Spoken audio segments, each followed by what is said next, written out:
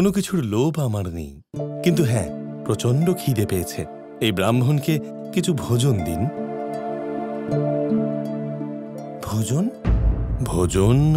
না না না, এখানে ভোজন কিছুই পাবেন না। ভোজন কিছুতেই পাবেন না। কি করে পাবেন? একজন ব্রাহ্মণকে ভোজন দিতে পারবেন না আপনারা? না না, মানে সেরকম কিছু নয় মহারাজ। বিষয়টা অনেকটা এরকমই মহারাজ। আমি বলছি সত্যটা কি। আসলে হয়েছে কি, এই গ্রামের সমস্ত নারীরা অত্যন্ত সাহসী। ওনারা এক অত্যন্ত কঠিন বাজি ধরেছেন। কিন্তু এখানে যে পুরুষদের আপনি দেখতে পাচ্ছেন, একজন পুরুষ, এনারা কেউ ওনাদের সাথ দেননি। তাই এই গ্রামের সমস্ত নারীরা নিরাশ হয়ে, দুঃখী হয়ে এদের ছেড়ে চলে গেছেন। তাই ভোজন কি বানাবে? কি? সমস্ত গ্রামে একজন পুরুষও নারীদের সাহায্য করেননি? আর শুধু তাই নয়, এই সময় সমস্ত গ্রামে একজন স্ত্রীও নেই।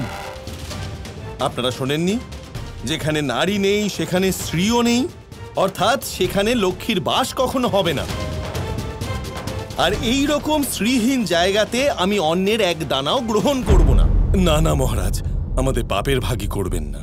আপনার মতো একজন সিদ্ধ পুরুষ আমাদের গ্রাম থেকে ক্ষুধার্ত ফিরে যাবেন, এটা ভারী অমঙ্গল হবে।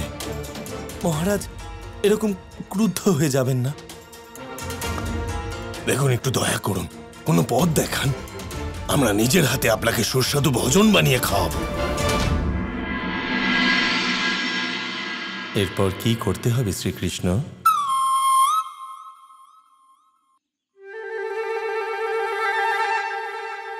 না, আমি কিছু শুনতে চাই না। সিদ্ধেশ্বর মহারাজ দাঁড়িয়ে যান। দেখুন, আমি জানি আপনি কি বলতে চাইছেন, কি ভাবছেন। আপনি এটাই বলতে চাইছেন যে নারীদের পাশে না থাকাটা অত্যন্ত মূর্খতা, এটা পাপ, এটা অনুচিত। নিশ্চয়ই এটা যারা করেছে তাদের বুদ্ধি ভ্রষ্ট হয়ে গেছে, এটাই বলতে চান তো আপনি? আমি মানছি, কিন্তু এইভাবে চলে যাবেন না। কৃষ্ণ, কি বলছো তুমি?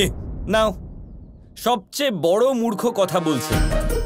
সিদ্ধেশ্বর মহারাজ, দেখুন আমি কি বলছি। এখানে দেখছেন, প্রত্যেকটা মানুষের মুখে আত্মগ্লানি ফুটে উঠছে, কিন্তু সবার মাঝে এই যে অহংকারী ব্যক্তি রয়েছে, এই সে যে সমস্ত বোকা পুরুষদেরকে ভুল পথ দেখিয়েছে। বলরাম,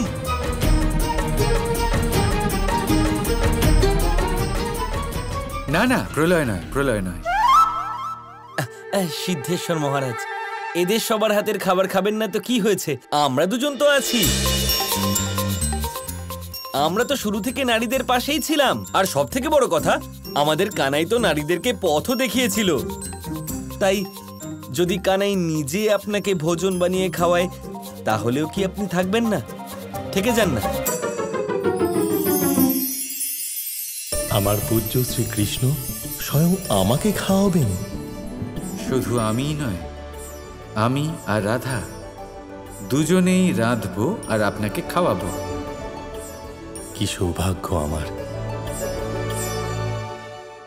ঠিক আছে, যদি কৃষ্ণ বানায় তাহলে আমি খাবো, কারণ সে নারীদের মান রেখেছে। হ্যাঁ হ্যাঁ মহারাজ, যেমন আপনি ঠিক মনে করবেন। আসুন, আমাদের গৃহে প্রবেশ করুন। না না, আমার কি মনে হয়, উনি এত মহান জ্ঞানী ব্যক্তি, আমাদের সিদ্ধেশ্বর মহারাজ, ওনার আমাদের গ্রামের মহা পণ্ডিতের বাড়িতে যাওয়া উচিত, তাই না? হ্যাঁ হ্যাঁ, নিশ্চয়ই, এটা আমার পরম সৌভাগ্য হবে। আসুন।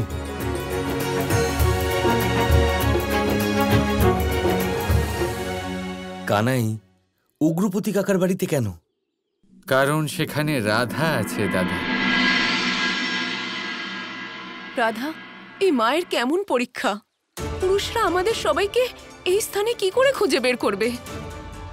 আমরা তো পুরো জায়গাটা খুঁজে দেখেছি, না ভিতরে আসার কোনো পথ আছে, আর না আমরা এখান থেকে বাইরে বেরোতে পারি। এমনটা মনে হচ্ছে যেন আমরা সমস্ত সংসার থেকে আলাদা হয়ে গেছি।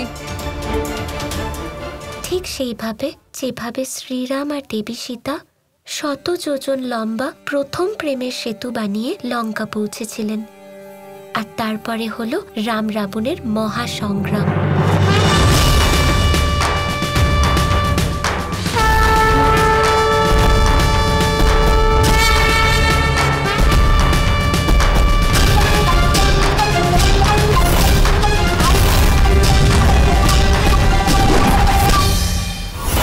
রাম আর রাবণ তাদের যুদ্ধের শেষ পর্বে ছিলেন।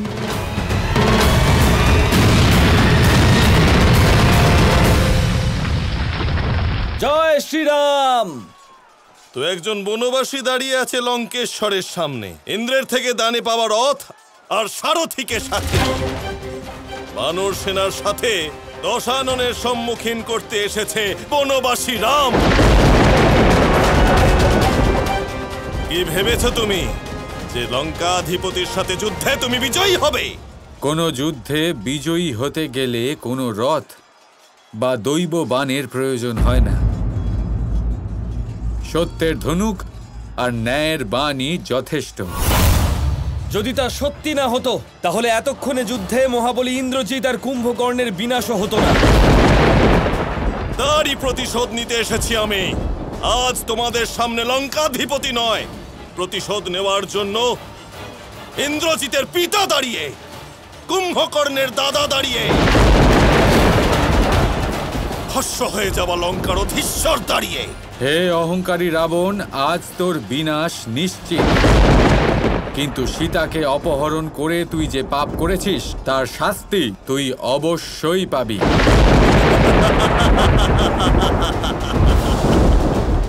মূর্খ বনবাসী, তুই আমাকে দণ্ড দিবি, ত্রিলোক বিজয়ী রাবণকে? আমি তোদের দুই ভাইয়ের মাথা কেটে সীতার সামনে গিয়ে ছুঁড়ে ফেলবো।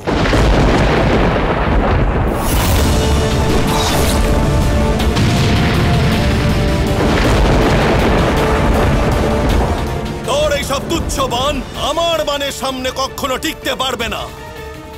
ঠিক সেইভাবে যেভাবে তোর মূর্খ স্ত্রী সীতা আমার ছলনার সম্মুখীন হতে পারেনি। চোরদের মতো এক পতিব্রতা স্ত্রীকে অপহরণ করে তা নিয়ে অহংকার করছিস।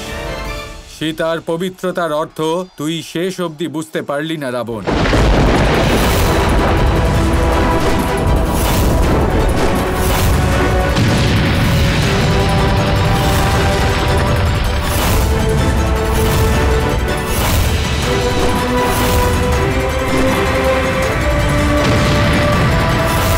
আমি এখনো তোকে একটা সুযোগ দিচ্ছি রাবণ, সীতাকে সম্মানের সাথে ফিরিয়ে দে। রাবণের তোর দয়ার কোনো প্রয়োজন নেই রে বনবাসী।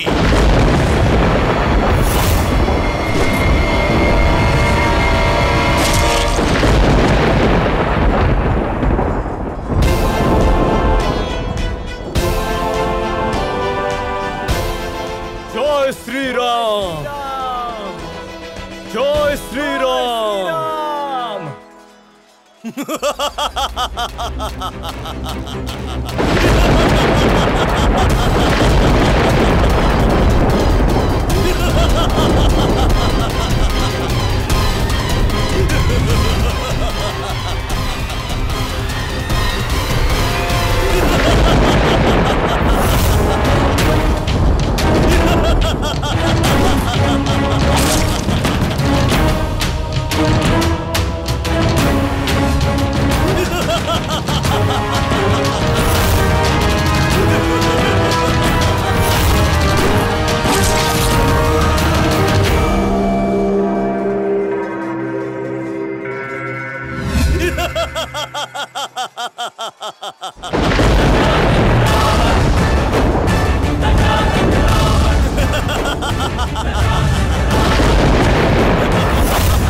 তখন রাবণ রামকে নিজের দশানন রূপের দর্শন দিলেন আর তাকে বললেন, কি হলো রাম, আশ্চর্য কেন হচ্ছিস? তোর আক্রমণ বিফল হলো তাই তো? একটা মাথা কাটবে আর একটা প্রকট হবে। কর প্রহার। Krishna Krishna Krishna Krishna